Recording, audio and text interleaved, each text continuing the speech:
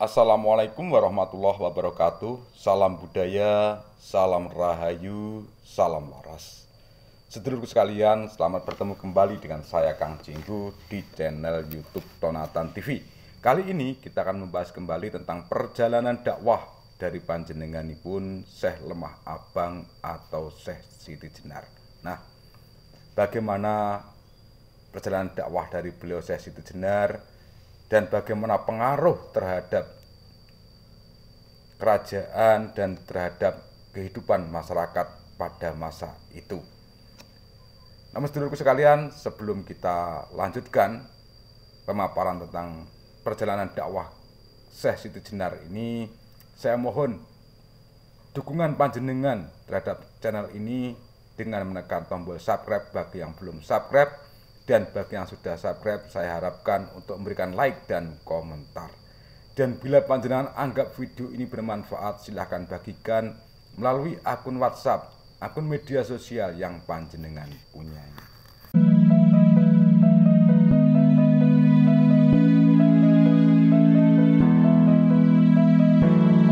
Naskah Negara Kereta Bumi Sarga 3 pupuh ke-77 dan 78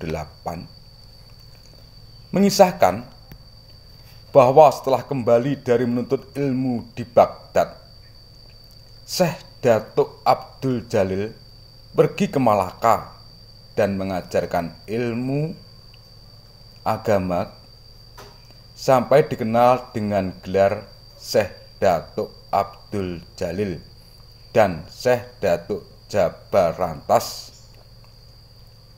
Ia telah menikah dengan seorang perempuan Gujarat dan memiliki putra bernama Ki Datuk Pardun dan Ki Datuk Bardut.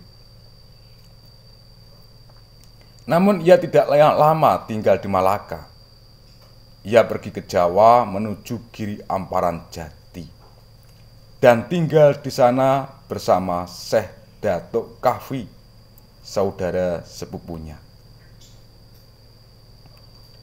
Setelah itu, Syekh Datuk Abdul Jalil tinggal di Cirebon Girang. Dalam waktu singkat, ia memiliki banyak murid. Ia selalu berdakwah keliling dari satu tempat ke tempat lain, sehingga muridnya semakin banyak dan pengaruhnya pun semakin kuat. Terutama karena murid-murid dari Syekh Datuk Abdul Jalil ini banyak yang berasal dari kalangan pejabat tinggi kerajaan.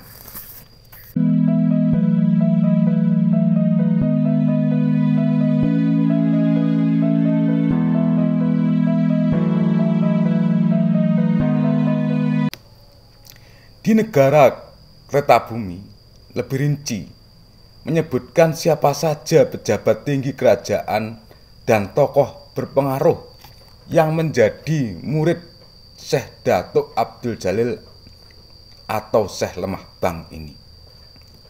Di antara murid-murid tersebut disebut namanya adalah Ki Ageng Kebu Kenongo, Bupati Pengging, Pangeran Panggung, Sunan Geseng, Ki Lontang, Ki Datuk Pardun, Ki Joko Tingkir Sultan Pajang, Ki Ageng Butuh, Ki Mas Monco, Ki Gedeng Lemah Putih, Pangeran Jogo Satru, Ki Gedeng Tedang, Pangeran Anggarokso, Ki Buyut Kalijogo, Ki Gedeng Sampiran, Ki Gedeng Trusmi, Ki Gedeng Carbon Girang, Pangeran Cucimanah, Pangeran Carbon, Ki Buyut Weru, Ki Buyut Kamloko, Ki Buyut Truang, Ki Buyut Tuk Mudal, Dipati Cangkuang,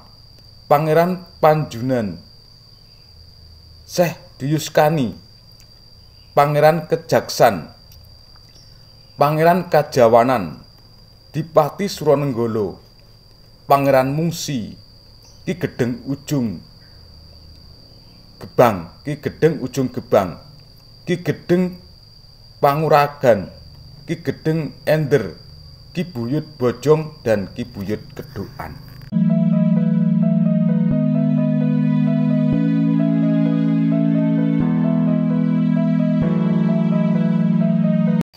di dalam naskah Carita Perwaka Caruban Nagari disebutkan bahwa Syekh Lemah Abang bersahabat karib dengan Sunan Kalijaga, tetapi bukan muridnya.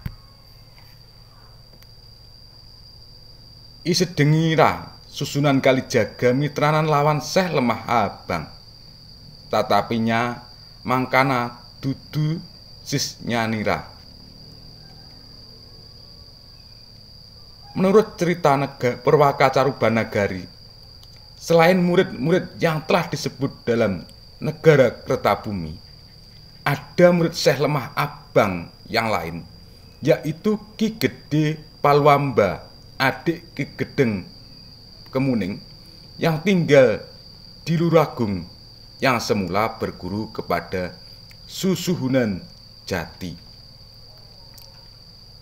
Siani Raika yata Ki Gede Palwamba Rayinira Ki Gedeng Kemuning yata haneng Luragung Ki Gede Palwamba witan ingkang sinyanira Susuhunan Jati.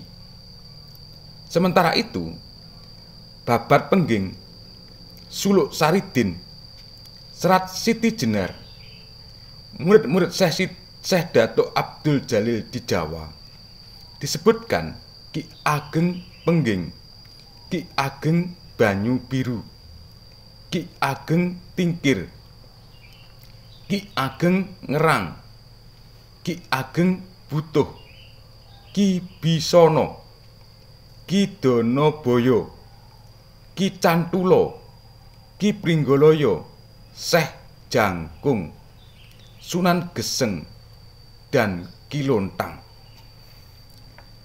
Sementara dari cerita tradisi di kalangan pengikut tarekat Akmaliyah disebutkan bahwa salah satu seorang murid Syekh Datuk Abdul Jalil yang bernama Ki Dangyang Nirata menjadi pendeta besar di negeri Bali yang mengajarkan paham manunggaling Kawula Gusti kepada orang-orang Hindu dan Buddha di Bali.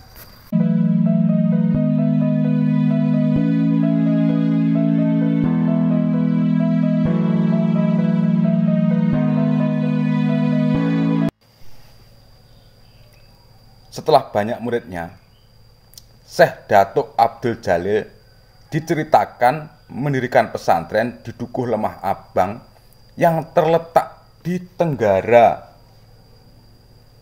Cirebon Girang. Ia kemudian dikenal dengan sebutan Syekh Lemah Abang. Dalam Carita Perwaka Caruban Nagari menggambarkan bahwa Syekh Lemah Abang adalah anggota Wali Songo yang dipimpin oleh Sunan Ampel. Karen yang mengutip Pararaton memaparkan masuknya Syekh Siti Jenar menjadi anggota Wali Songo berhubungan dengan kisah Syekh Maloyo yang salah satu gelar Sunan Kalijogo yang berkaitan dengan Syekh Darah Putih yang berasal dari Pulau Upih, Malaka. Tokoh yang merupakan adik Syekh Jumadil Kubro ini dikisahkan pergi ke Jawa menemui muridnya Sunan Kalijaga di Ampel Denta yang saat itu sedang menghadiri pertemuan para wali yang sedang membahas ilmu sejati. Para wali bersama-sama akan mendapat bagian dari buah semangka yang diiris menjadi 9. Namun yang datang hanya 8, sehingga kelebihan 1 bagian semangka. Syekh Darah Putih lalu berkata, kita butuh 1 wali untuk menerima 1 bagian semangka. Keluarlah, wahai muridku, cari di luar, temukan seorang di sana. Lalu dikisahkan Sunan Kalijaga keluar. Tetapi di pintu ia mendapati Syekh Siti Jenar. Sunan Kalijaga kemudian membawanya ke dalam Syekh Darah Putih. Syekh Darah Putih kemudian menerima Syekh Siti Jenar menjadi bagian dari jamaah wali. Kisah singkat ini menunjukkan bahwa masuknya Syekh Siti Jenar ke dalam jamaah Wali Songo berkaitan dengan Sunan Kalijogo dan guru rohaninya Syekh Dara Putih, di mana cerita ini memiliki kaitan benang merah dengan sumber naskah Kitab Negara Kertabumi yang menyebutkan asal-usul Syekh Datuk Abdul Jalil atau Syekh Siti Jenar dari negeri Malaka.